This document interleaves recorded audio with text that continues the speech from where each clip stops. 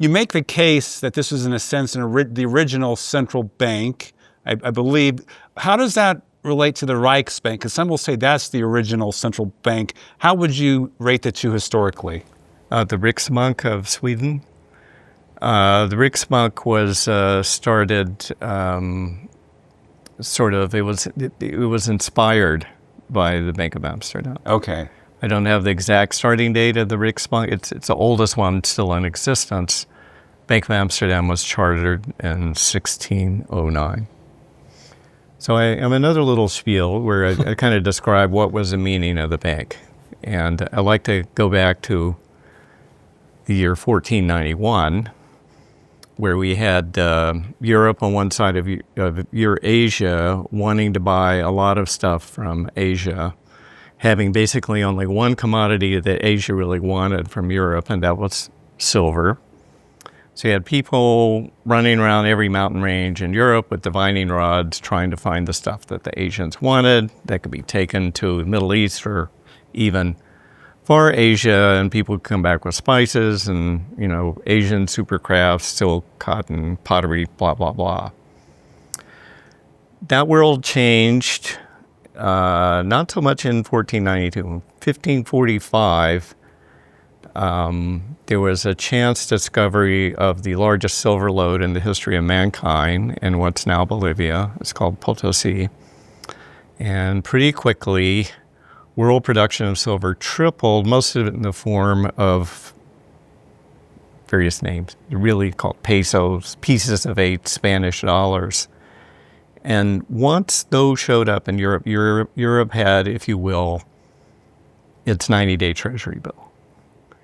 And these could be shipped to Asia, sort of like what happens now. And lots of stuff could come back from Asia, and people in Europe. And something very similar happened in Brazil towards the end of the 17th century. There were spectacular finds of gold.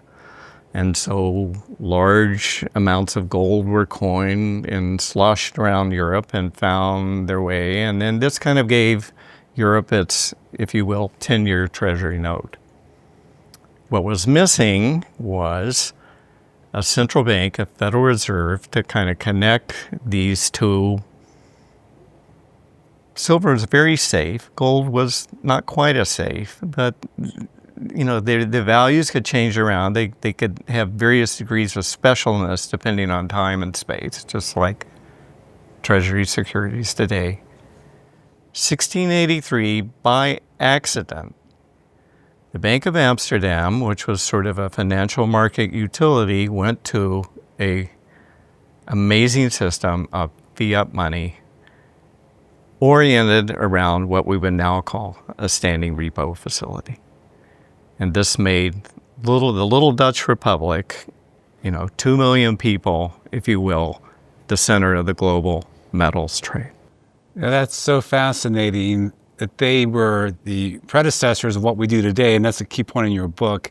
But just to spell out, and the features that make it very much like a modern central bank. Fiat money, it had real-time gross settlement. It was an international currency. It was used widely. It had QE, quantitative easing-like operations. There's these two parts to the bank. We'll talk about that. And then repo activities. And then another element that I think is important is the ledger money itself. It's very similar to where we're going today. Now, in the U.S., CBDC is off the table, but we have stable coins, but other central bank CBDC, that's just pure ledger, right? Right. And we talk about public ledgers, where crypto trades. So it's so fascinating that we see this blueprint, centuries ago that's now coming into fruition, and they were ahead of their times.